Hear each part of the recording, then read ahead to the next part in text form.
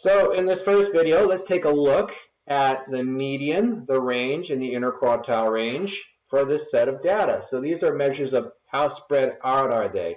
The median is the center really, but we may as well hit that because you'll see we're going to put the numbers in order. So looking for the first lowest number, I think it's 21 in this list, so I'll put 21. I'm just putting them in order. I tend to cross them out as I do that. So 21, 24, and then there's a couple 26s, 26, 26, and then a 28, and a 31. It's not a bad idea to count your numbers when you're done to see if you skipped any. So I've got 1, 2, 3, 4, 5, 6, and I started with 1, 2, 3, 4, 5, 6. Yep, good idea.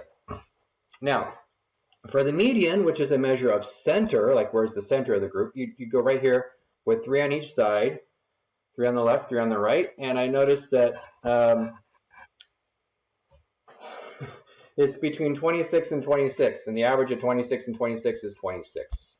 That's called the median, also known as quartile 2, Q2 we're going to call it.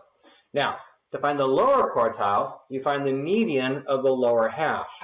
So to do that, let's just take a quick look at where's the middle of those 3 numbers. Well, it's this one right here in the middle. So this is called quartile 1.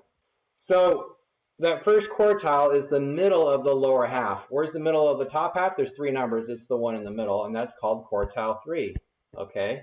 Now, the interquartile range, also known as IQR, is found as how far is it from the lower quartile, Q1, to the upper quartile, quarter 3.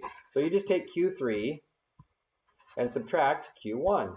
Taking notes, maybe that would help. And so in this case, we're going to take 28. Oops, I wrote the 8 first. 28, and we're going to subtract 24. And we get 4. So in other words, the IQR is 4. Okay? And that's called an interquartile range. The range is how far from the minimum, 21, to the maximum, 31. So the range would be 31 take away 21, which is range. Max take away minimum, if you're writing down the formula, max minus the min. In this case, it's 10. Goes from 21 to 31 is 10. All right, I think I hit all the minute. Now, just a little bonus lesson, in case just to review probably. I think you had this lesson in 7th grade about box plots. You would put this on a number line. So on a number line, maybe there's 0 and 10, and then 20 is here. And at 21, you'd start there. 21, you'd put a dot. And then it goes up to, and here's 30. 30. At 31, you'd put a dot, because that's the minimum and the maximum. Maybe I'll make those red so you can see them. So put a dot there, put a dot there. You'd also put a dot at 24, a dot at 26, and a dot at 28. And then you make this little box in the middle, and then a line through there, and a whisker, and that's called a box plot.